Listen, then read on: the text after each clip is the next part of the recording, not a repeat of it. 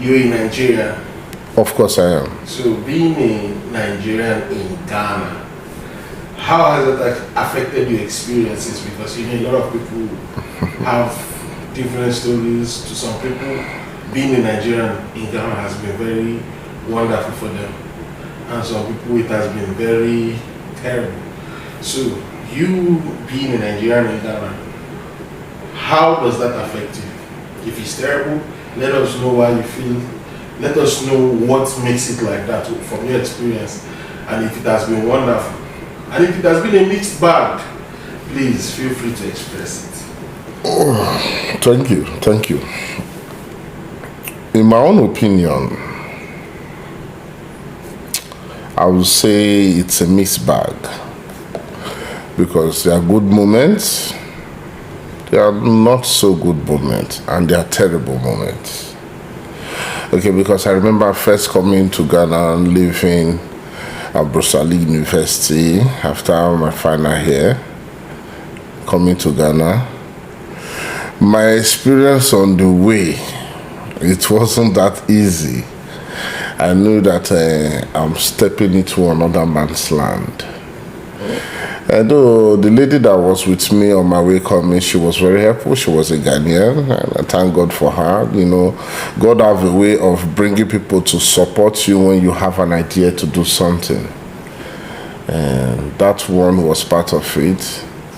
Stepping into Ghana, I wasn't directly imputed into the upper class. In fact, I started from scratch. So I was in the slum. And you know what it means like living in the slum in another man's land.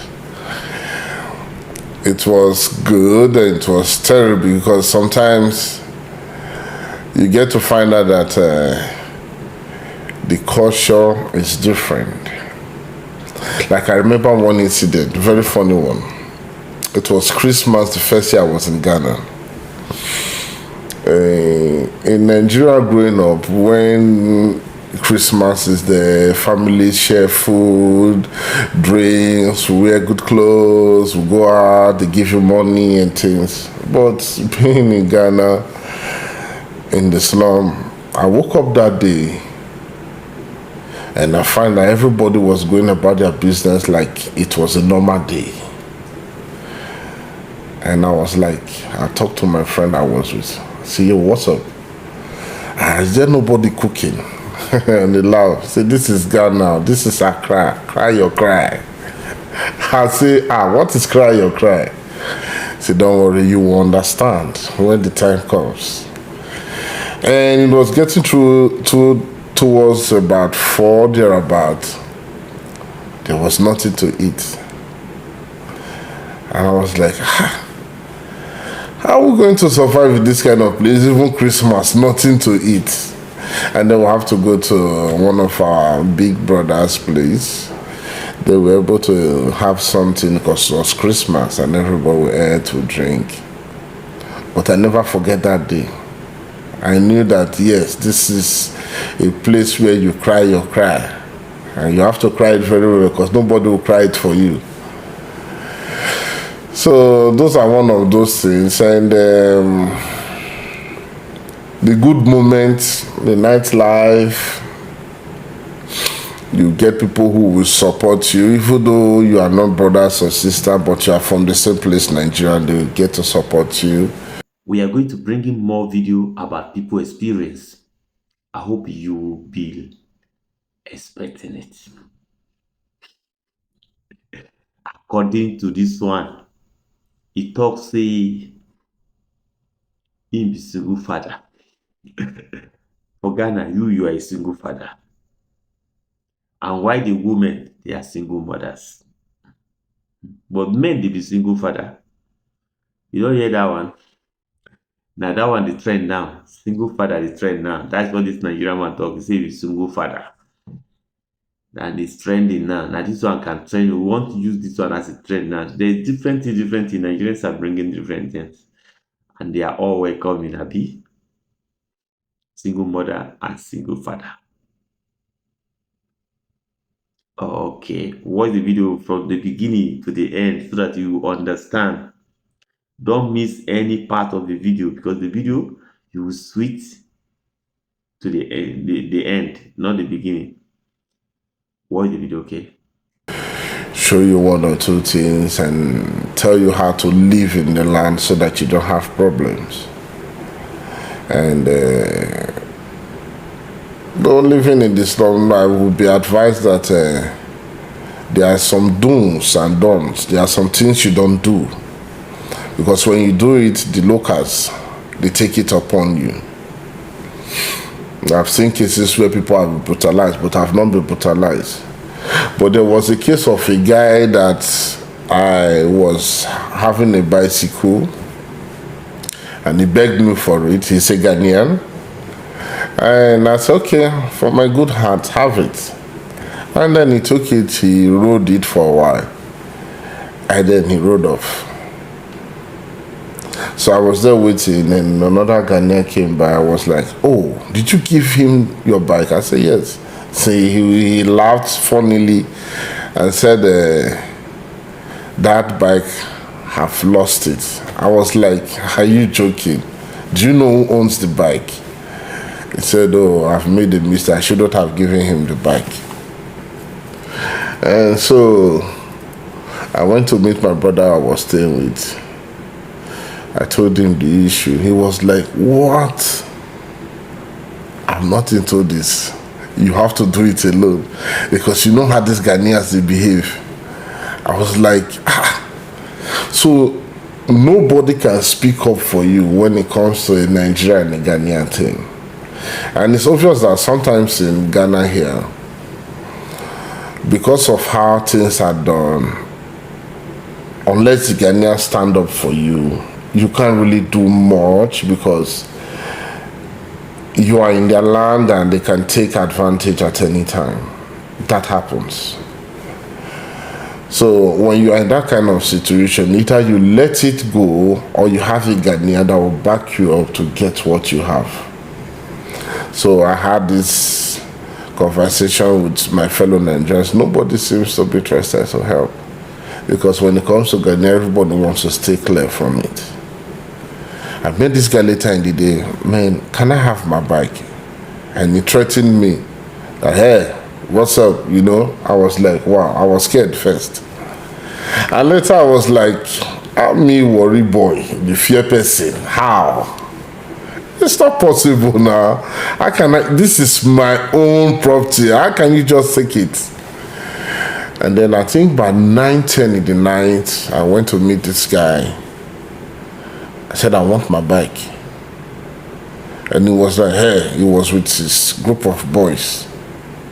And I said, I'm going to fight all of them if they don't give me my bike. And he was, I said, immediately he mentioned that I'm going to hurt somebody here right now.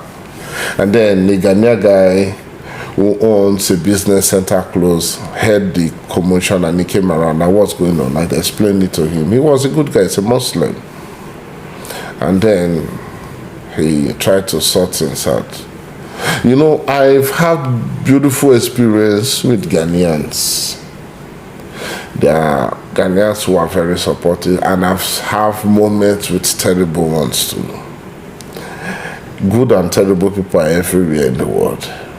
So it's just that when you are, because even in Nigeria, before I came here, they have even oppressed me in Warri before.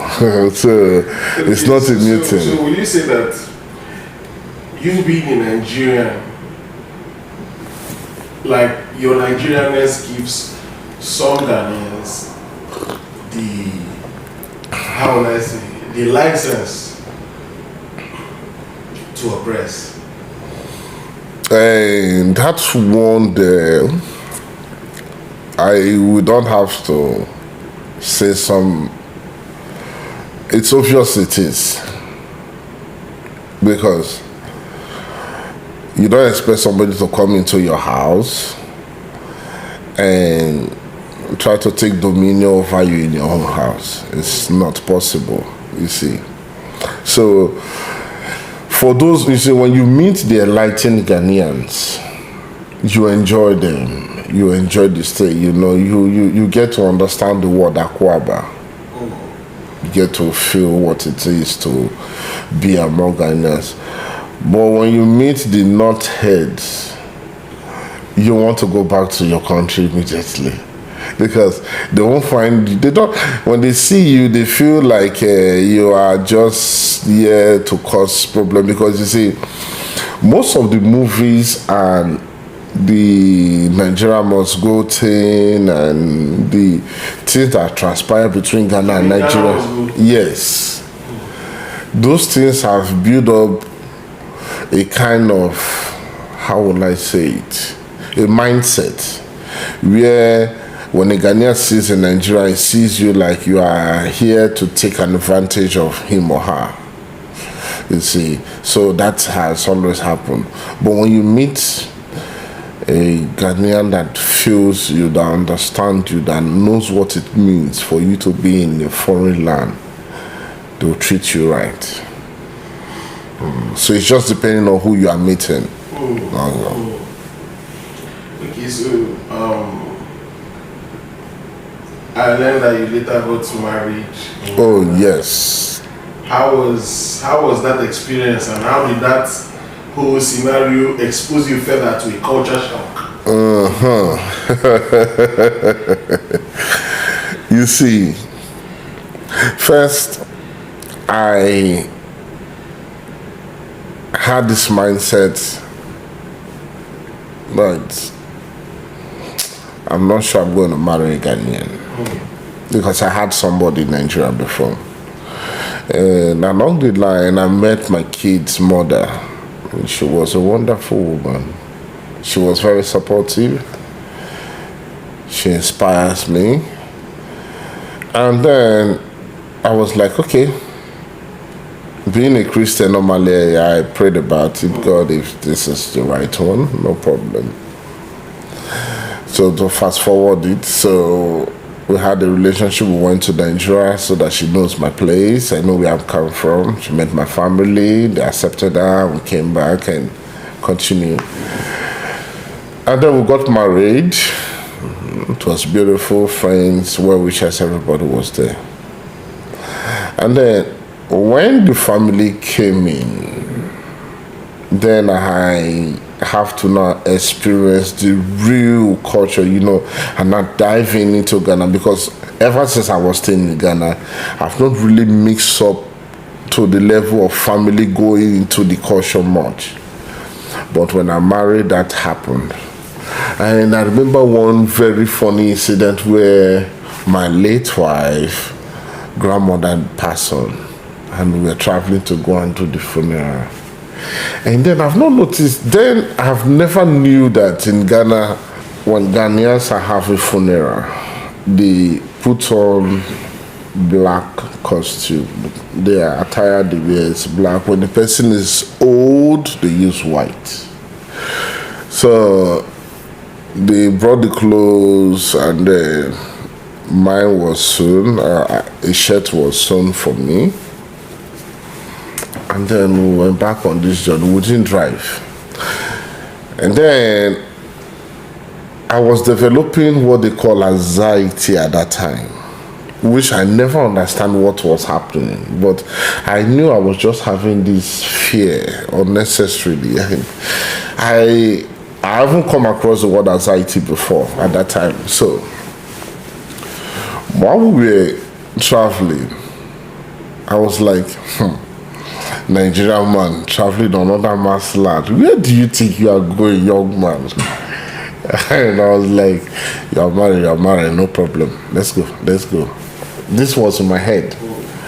And my wife does not know that this is what's going on in my head. So while we are heading towards the places around Kumasi or so, in Accra here, in Ghana, I was seeing billboards and seeing people wearing red and black and seeing canopies red and black here and there.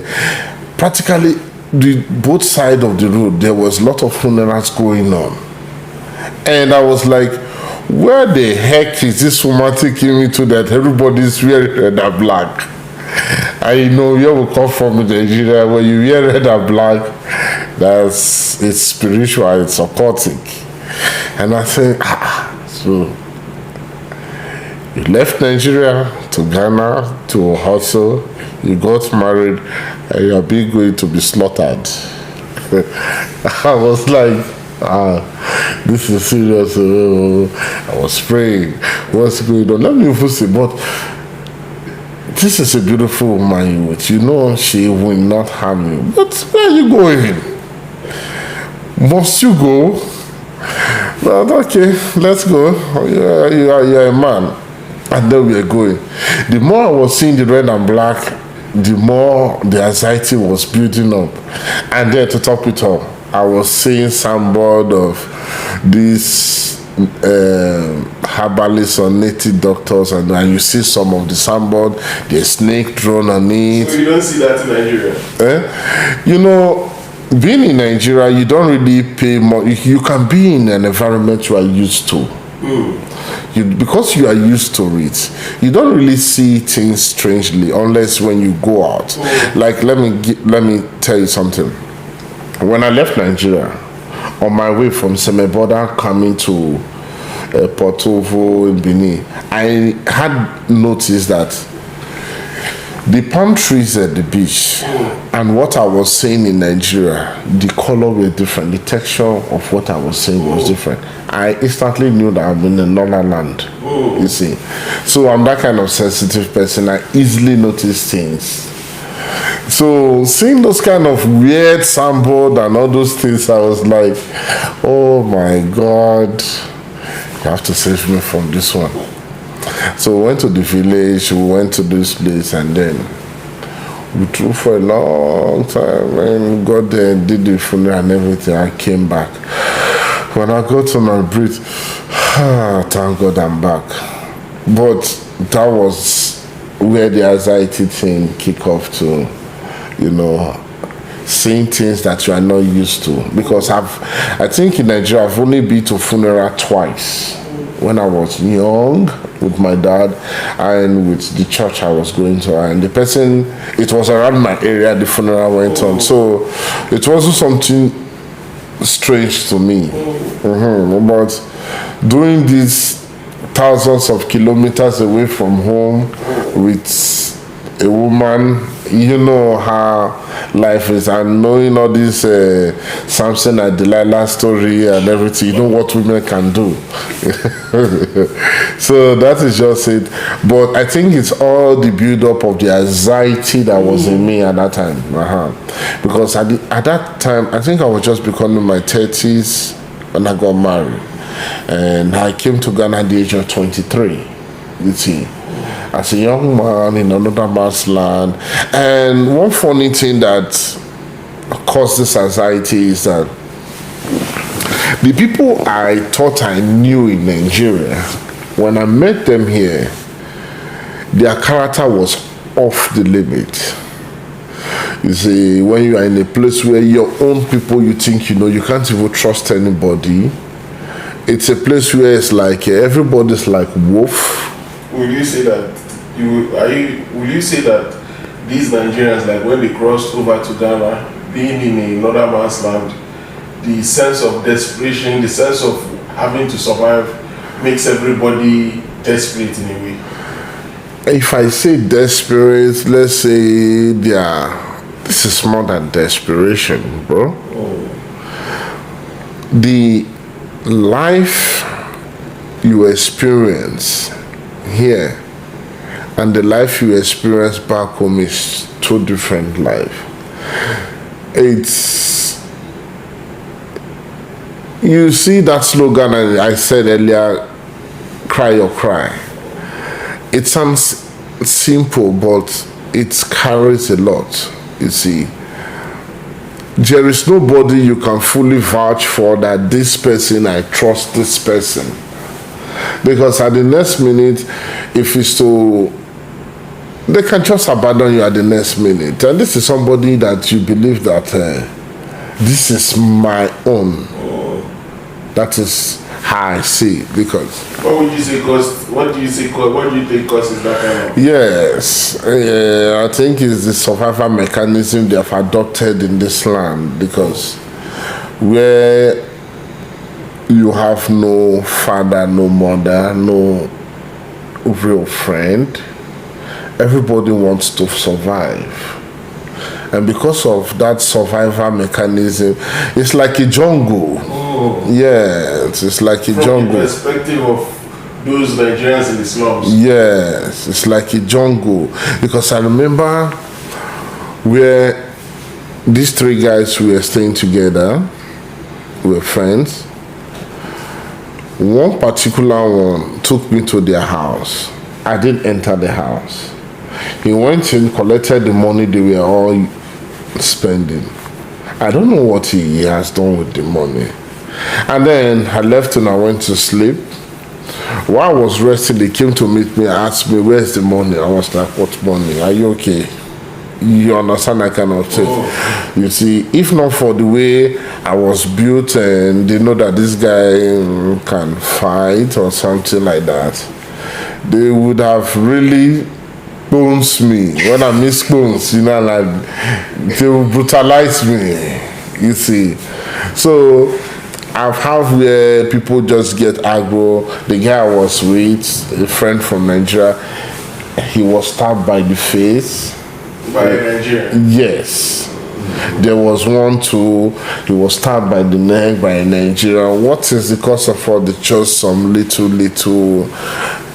aggro. So it is like an interesting thing. So the Nigerians are violent towards each other more than they are violent towards any other person. Yes, no. And some Ghanaians are also violent towards Nigerians because they are Nigerians. Yes, you know, I think it's the way Nigerians are to Nigerians that makes Ghanaians be that way to Nigerians. Because when I was in Alajo, in Accra here, I see French people and I see the way Ghanaians interact with them.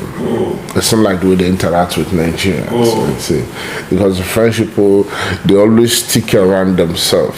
But Nigeria, we are all the way. Because sometimes you don't even have anything and you depend on the Ghanaian to help you.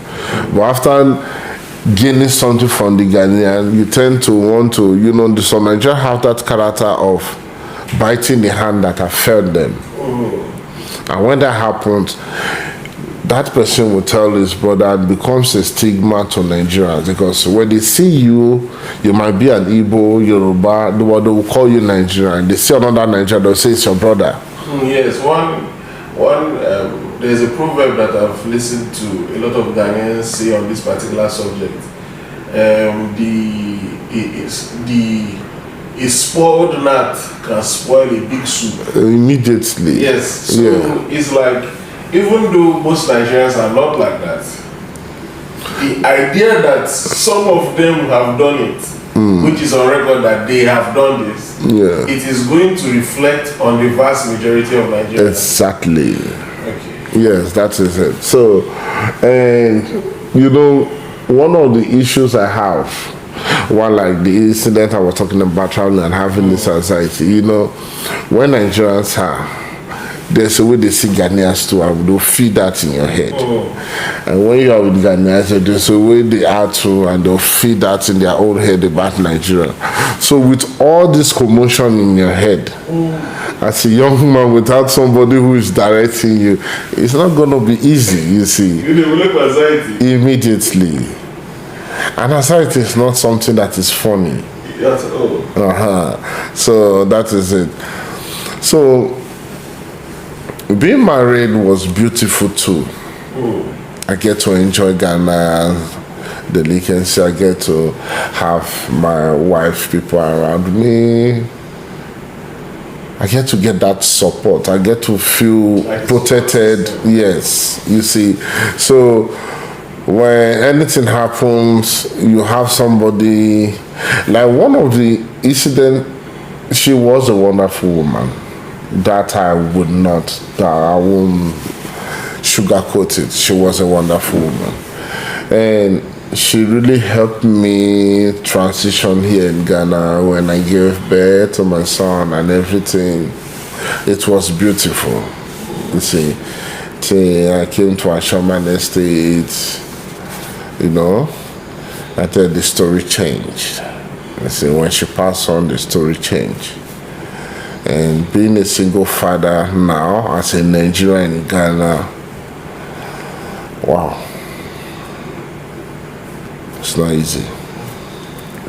Because if I was in Nigeria, being a single father, I believe I have younger ones, I have people around me, which they will be able to help.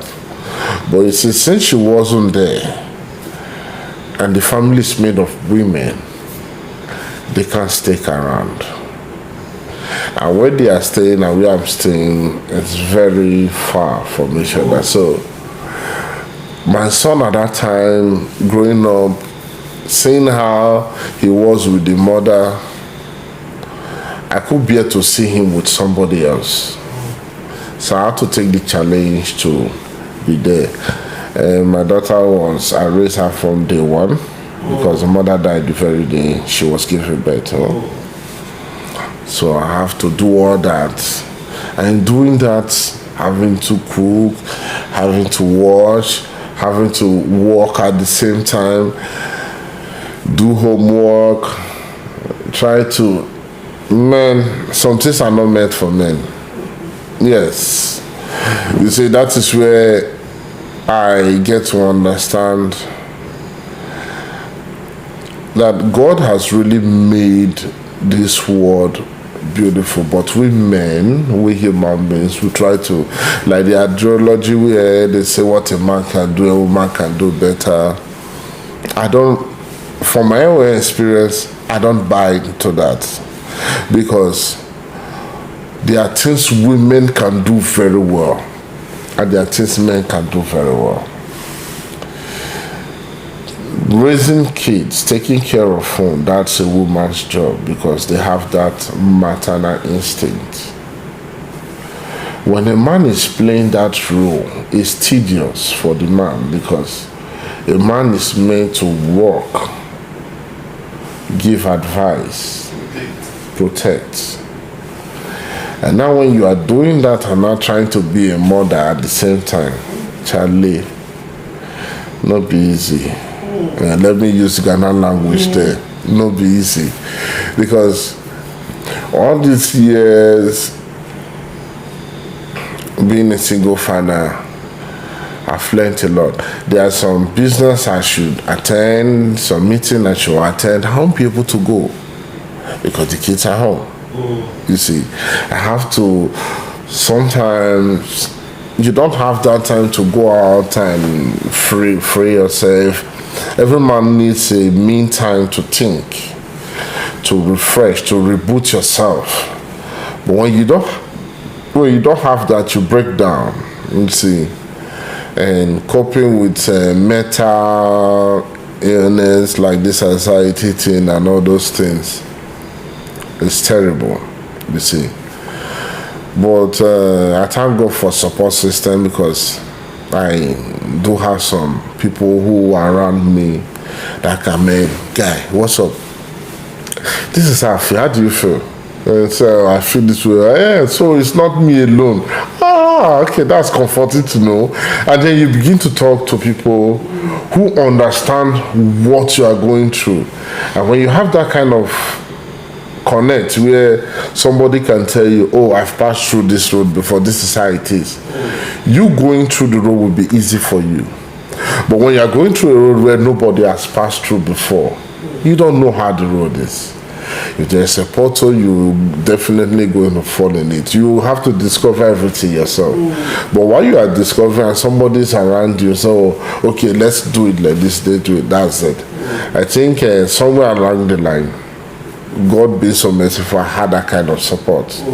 And it really helped me walk through that path. Because when she died, I had to grieve in my own way.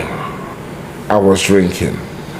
And the funny thing about grieving is that you don't even know that you are doing it. But you are doing it. Because if I don't drink, I don't sleep.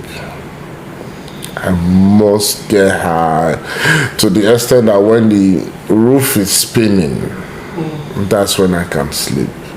Because my mind has to go off for all those pains and all those dreams and everything. So that is it. That's my life in Ghana. So, being in Nigeria and Ghana, like the moment when your wife passed, how did you go through that process? You know that in Ghana, Nigerians already have a stigma to them. So how did you go through that whole scenario, and how did it affect you? Okay.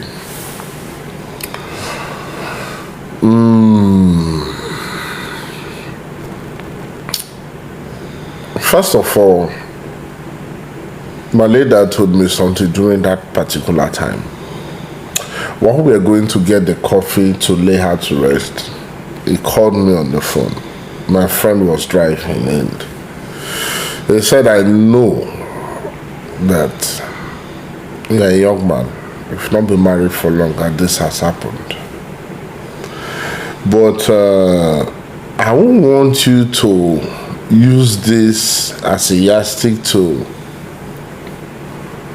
derive from your responsibility as a father, and then capitalize on it and start misbehaving or doing anything. I know it's terrible, but one thing I want you to know is you're not the first it has happened to, and you will not be the last it will happen to.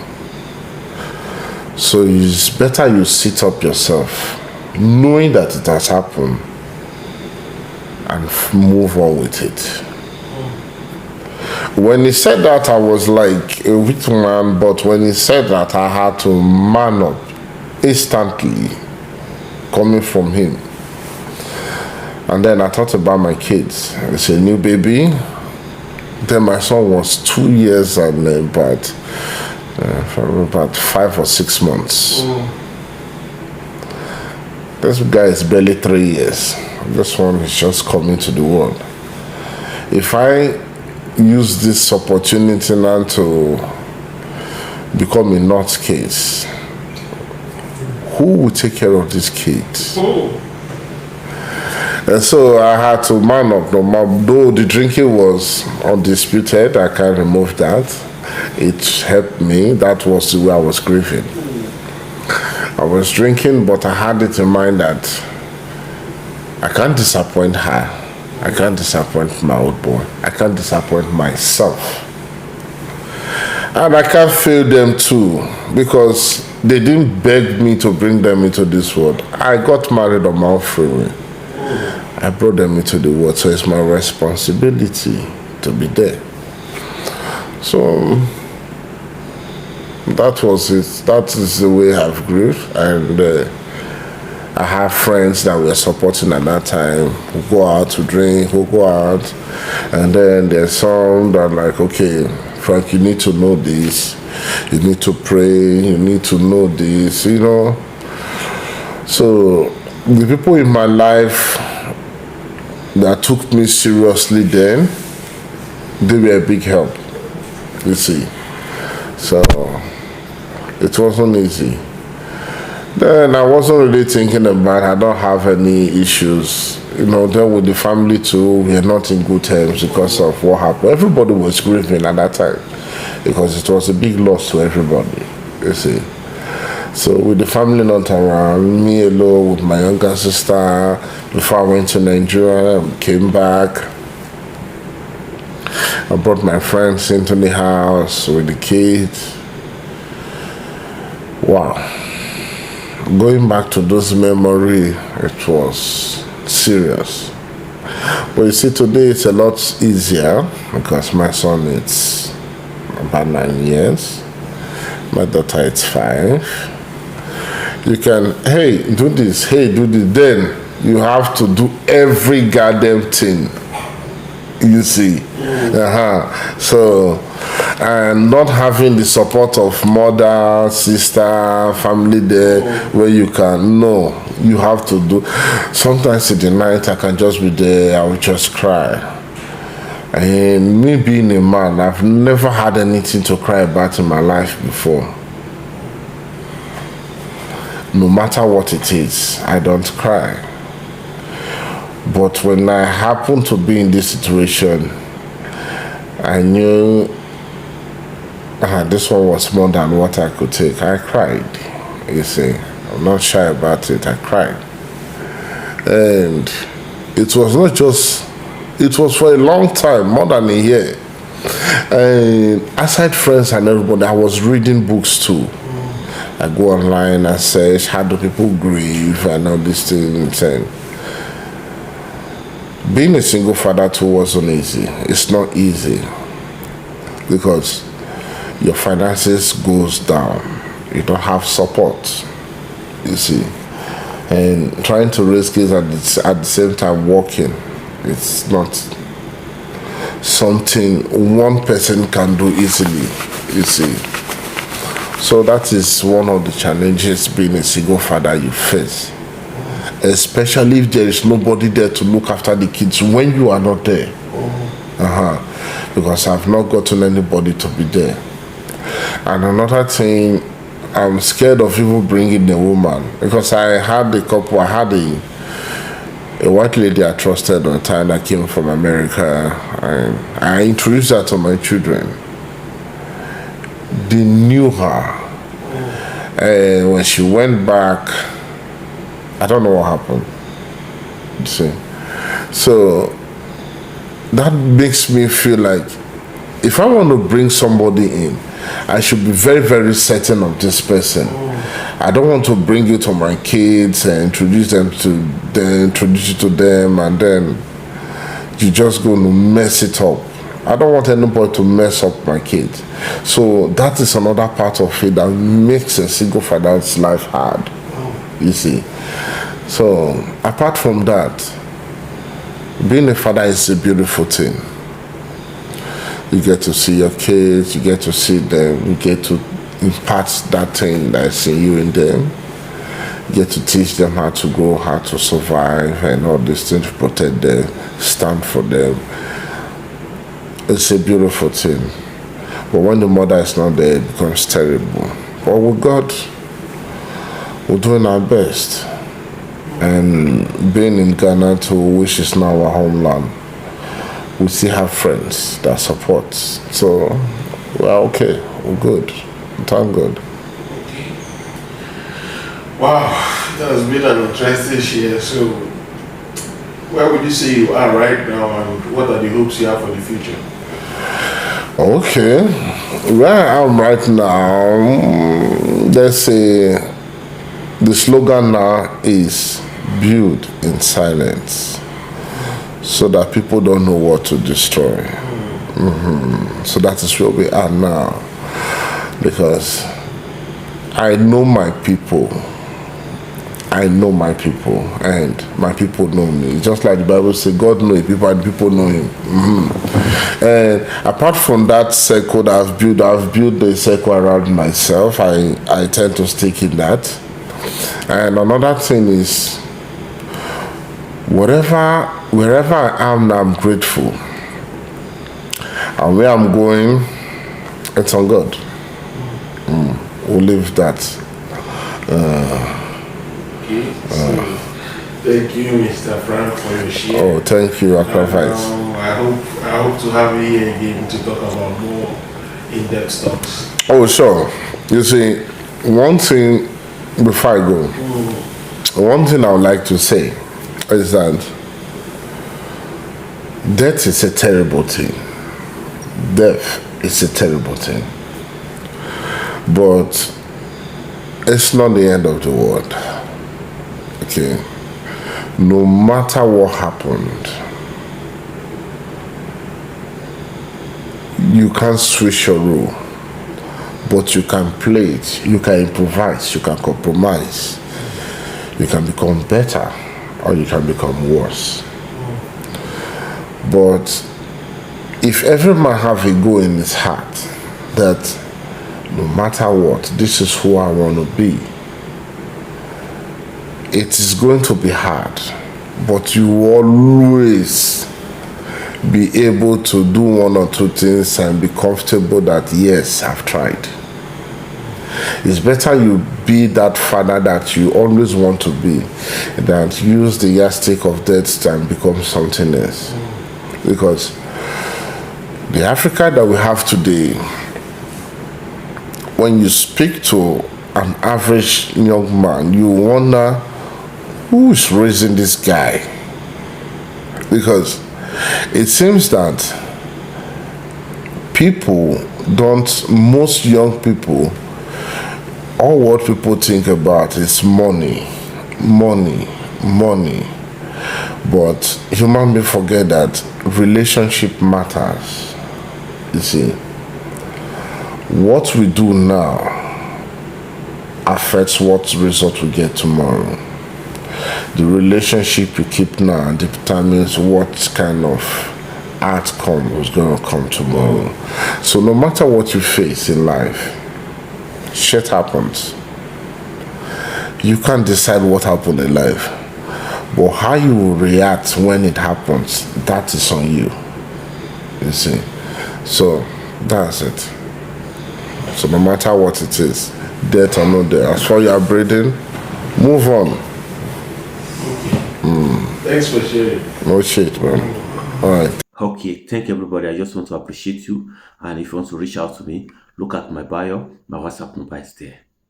Discuss with me one-on-one. I just want to appreciate you. Don't forget to subscribe. Leave your comment behind. And the Nigeria who are coming to Ghana where you know so you don't get job opportunity to do. Now hungry will beat you. Because Ghana is not easy. The Ghanaians, the colors of you, Nigerians. Although some people will say, make I leave them because they want to strike their luck. Now hungry, now go come with you for here. I don't see any luck. Because Ghanaians don't like you. It's not like they hate you. They don't like your character, okay?